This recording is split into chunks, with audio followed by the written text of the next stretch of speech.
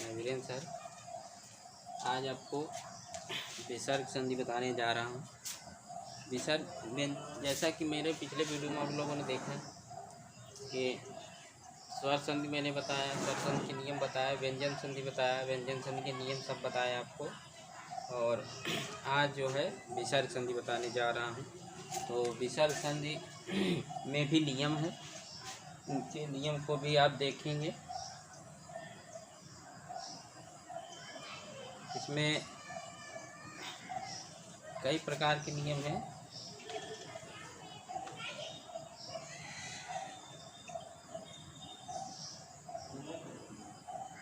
देखते हैं विसर्ग संधि का।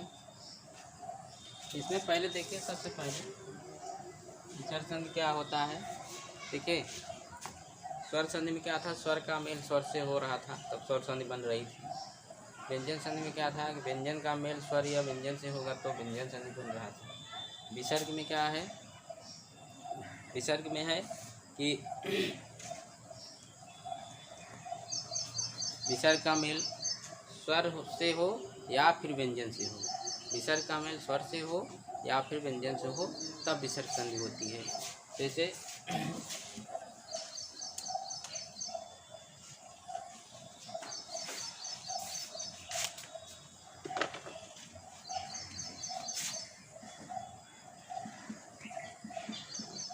विसर्ग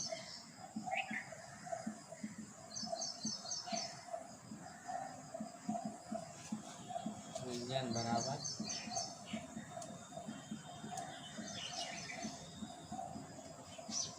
विसर्ग। देख रहे हैं फ्रेंड्स, विसर्ग का मेल स्वर से हो या व्यंजन से हो तो कौन सी संधि बनेगी, विसर्ग संधि बनेगी। तो इसमें भी नियम है, नियम आप देखते, नियम आप बताते चले रहे हैं। नियम देखिए,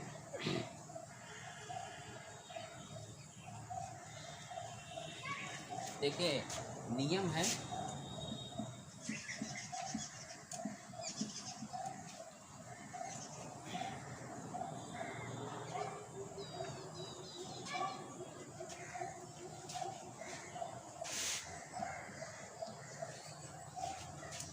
विसर्ग संधि का ये पार्ट 1 है।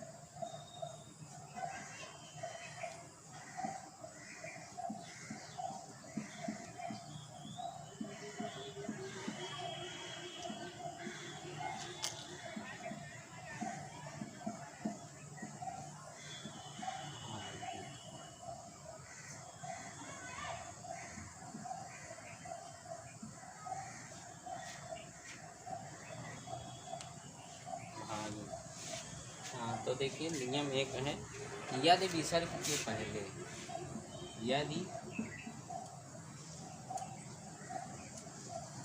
विसर्ग है इसके पहले आ जाए, ह्रस्व आ, विसर्ग के पहले आ जाए और विसर्ग के बाद, विसर्ग के बाद, विसर्ग के पहले आ जाए और विसर्ग के बाद आ, या फिर स्पर्श व्यंजन के प्रत्येक वर्ग का तीसरा चौथा पांचवा वर्ण, या फिर अंतस्थ वर्ण आ जाए तो विसर्ग का ओ हो जाता है। अंतस्थ वर्ण आए तो विसर्ग का ओ हो जाता है, ओ हो जाता है।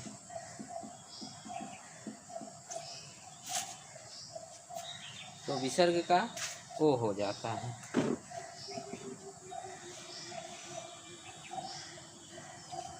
मतलब कहने का, इसको नियम को आप ध्यान से समझिए फ्रेंड।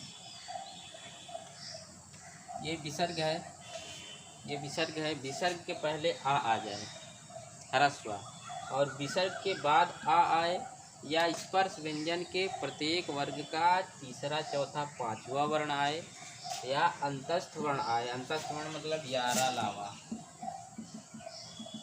या अंतस्थ वर्ण आए तो विसर्ग का क्या हो जाता है, ओ हो जाता है। विसर्ग तो विसर्ग क्या हो जाएगा, ओ में बदल जाएगा, ये चेंज हो जाएगा।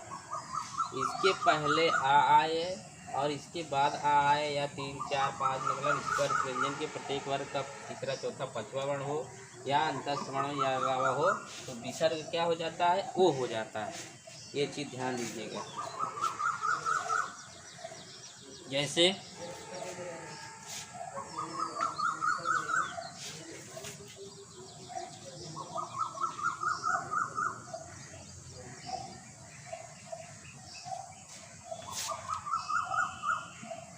जैसे मना, उदाहरण है, एक एग्जाम्पल,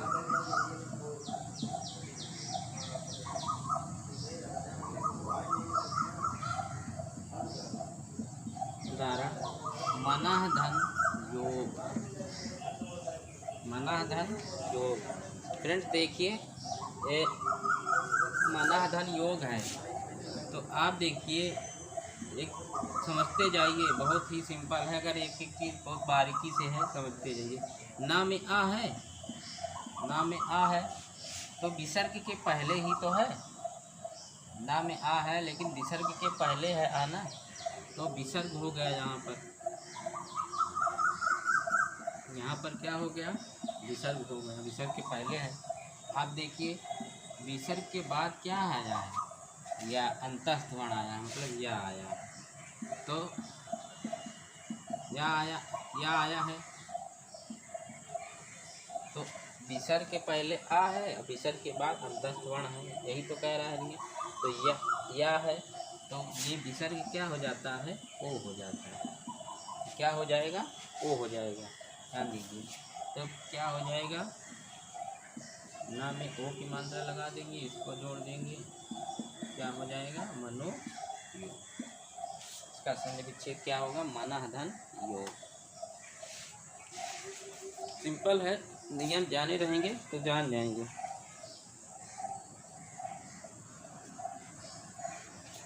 मनः धन योग है संधि विच्छेद, और इसका शब्द बनेगा क्या, मनोयोग। अब कह देंगे मनोयोग, मनोयोग, मनः धन योग कैसे मनोयोग हो गया, तो वही कह रहा है ना कि विसर्ग पहले आ है और विसर्ग के बाद अंतस्थ वर्ण या है, तो विसर्ग का क्या हो जाता है, ओ हो जाता है। ये दिया है तो ओ हो गया तो मनोयोग हो गया।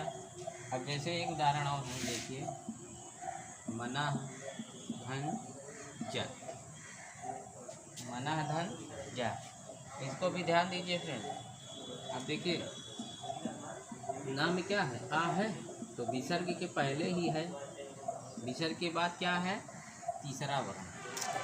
देख रहे हैं तीसरा वर्ण क्या, क्या, मतलब स्पर्श व्यंजन के चा वर्ग का तीसरा वर्ण क्या है, जा।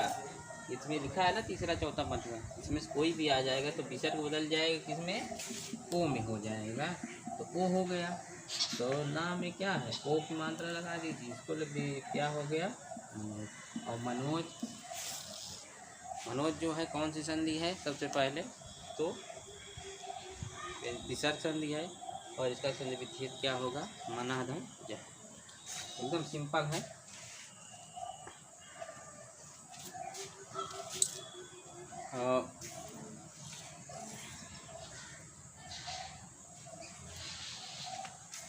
एक उदाहरण और है, आ वाला देखिए, मनः धन अनुकूल,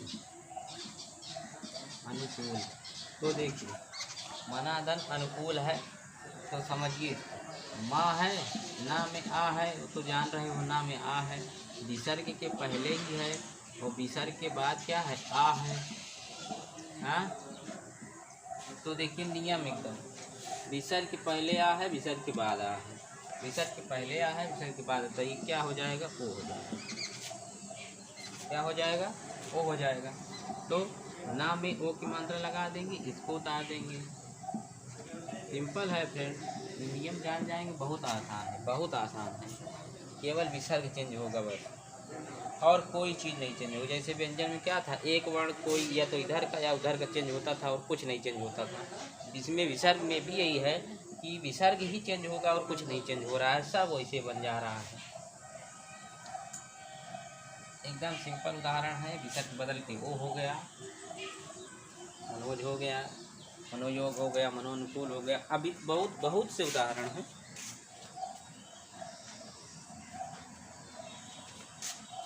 उदाहरण आपको बता रहे हैं।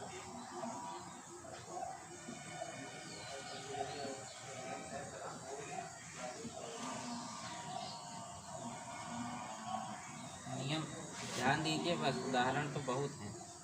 नियम आप ध्यान देंगे तो आप कभी गलती नहीं होगा, विसंधि तो कभी गलती ही नहीं होगा।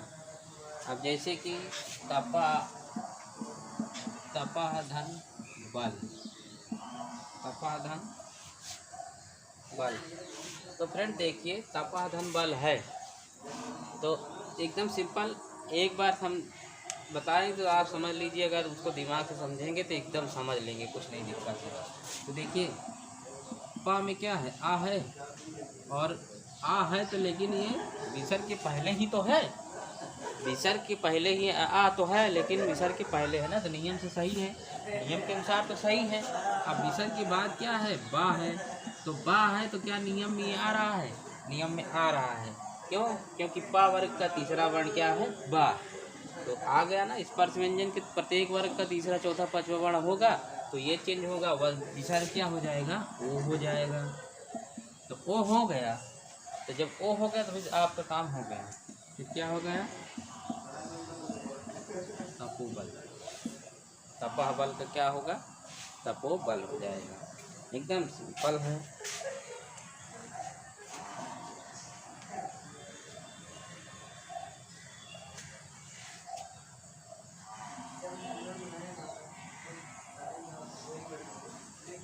सब कुछ आपके इसी नियम के आधार पर होगा। जैसे आप देखिए, मनः धन रथ, आप सोच रहे होंगे मना ही कहीं बता रहे हैं, बहुत से शब्द हैं, इससे समझाने में आसानी हो रही है। तो देखिए, जैसे कि ना में आ है तो सब जान रहे हो, अभी तो जान के इतना जान ही रहे होंगे। अब विसर्ग के पहले आ है और विसर्ग के बाद क्या है, रा है। तो फ्रेंड्स क्या नियम के अनुसार आ रहा है, देखिए नियम में नियम के अनुसार आ रहा है, आ रहा है, क्योंकि विसर्ग के पहले आ है और विसर्ग के बाद क्या है, रा, अंतस्थ व्यंजन है। तब विसर्ग बदल जाएगा, किसमें, ओ में हो जाएगा, ओ बदल जाएगा। तो ना में ओ की मात्रा लगा, ये दोनों का लीजिए, क्या हो गया, मनोरथ।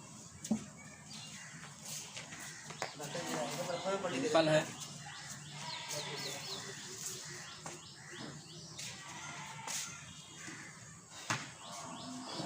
और एक लीजिए,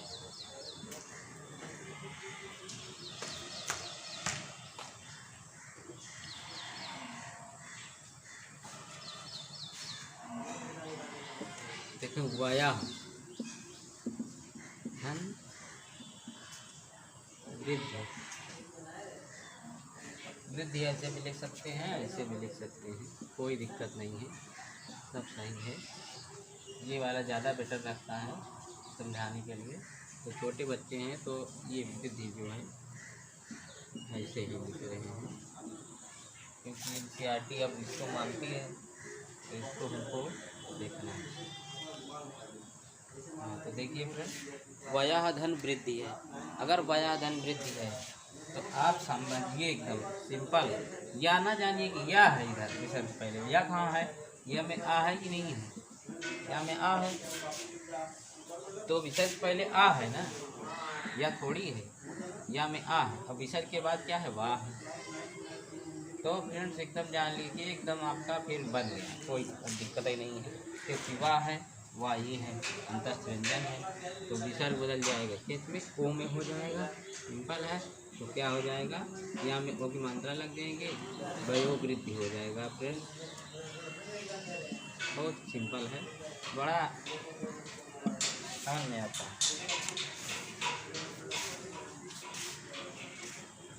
बहुत से नियम हैं, सिंपल तरीके से बता रहे हैं आपको। और उदाहरण देख लीजिए फ्रेंड, इसको मिटा दे तो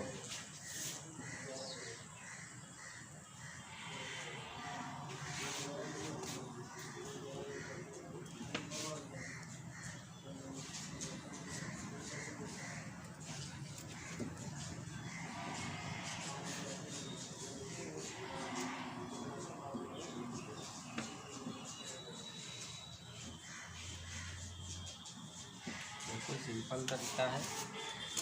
आपके लिए समझ लीजिए कि हम एकदम आसान से आसान तरीका बता रहे हैं और ऐसा बताने की कोशिश कर रहे हैं ताकि आप अगर एक बार उसको देखें तो समझ लें कि हाँ ये नियम ऐसा है, इसी के अनुसार ये बन जाएगा। संधि तो आपके भाई संधि चैप्टर चल रहा है, इसके आगे बहुत से चैप्टर हैं, बहुत से हमको बताना है, नियम बताना है, बहुत से चैप्टर को पढ़ाना है। हिंदी व्याकरण बहुत से चैप्टर हैं, तो अभी धीरे धीरे सब भी चैप्टर विसर्ग संधि खत्म होगा तो शब्द रूप में आएंगे। शब्द रूप में आएंगे तो शब्द रूप में बहुत से चैप्टर आ जाते हैं, उसमें सब आ जाएंगे तो आपको बताया जाएगा। एक एक चीज़ एकदम सिंपल वे में बताने की कोशिश कर रहे हैं। तो आगे देखिए, अभी तो इसमें ये है जैसे तपाधन भूमि है फ्रेंड्स, तो देखिए तपाधन भूमि है तो पा में आ है और विसर्ग के पहले है, विसर्ग के पहले और विसर्ग के बाद क्या है, भू है। तो विसर्ग जो है भू है, मतलब कि चौथा वर्ण है ना, पा वर्ग का चौथा वर्ण है। तो विसर्ग बदल जाएगी, भू में हो जाएगा, तो फ्रेंड्स हो जाएगा तपोभूमि। क्या हो जाएगा, तपोभूमि। इसका संक्षेप क्या होगा ये। तो देखिए फ्रेंड्स, सबसे ज़्यादा इम्पोर्टेंट बात क्या है इसमें सबसे ज़्यादा इम्पोर्टेंट बात ये है संधि विच्छेद जात। संधि विच्छेद में ही प्रॉब्लम होगी, अगर कभी भी होगी तो संधि विच्छेद में होगी कि तपोभूमि ऐसे दे देगा, तपोभूमि का संधि विच्छेद क्या होगा। तो जब नियम जाने रहेंगे तो आप तुरंत बता देंगे तपाधन भूमि होगा, क्योंकि ये विसर्ग संधि है और किसी संधि में इसको बना ही नहीं पाएंगे। ओ की मात्रा तो गुण संधि में भी होती है, अगर मात्रा के अनुसार आप पकड़े रहेंगे कि वही समझे रहेंगे तो मात्रा से तो आप गड़बड़ हो जाएंगे, मात्रा से आपका बेकार हो जाएगा सब। तो आप जो है ओ और ए गुण संधि में भी होता है, तो गुण संधि की आप ना समझिए, मात्रा को लेकर आप दिक्कत हो जाएगी आपको। मात्रा पे ध्यान न दीजिए, नियम पे ध्यान दीजिएगा, नियम जाने रहेंगे तो आप बना लेंगे। तो अगला उदाहरण है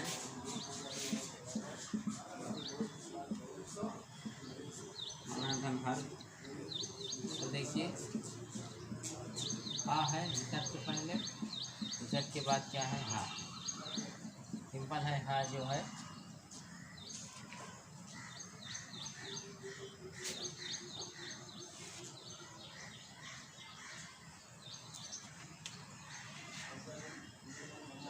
दस्त वर्ण है ना। हाँ, तो विसर्ग बदल जाएगा, किसमें, ओ में हो जाएगा, तो मनोहर हो जाएगा, मनोहर। तो आज जो है मैंने विसर्ग संधि में आपको पहला नियम बताया है कि विसर्ग के पहले यदि आ हो जाए और विसर्ग के बाद आ हो, या स्पर्श व्यंजन के प्रत्येक वर्ग का तीसरा चौथा पांचवा वर्ण हो, या अंतस्थ वर्ण हो, या अलावा हो, तो विसर्ग बदल जाता है ओ में। तो आज के लिए इतना ही, कल आपको इसकी आगे के नियम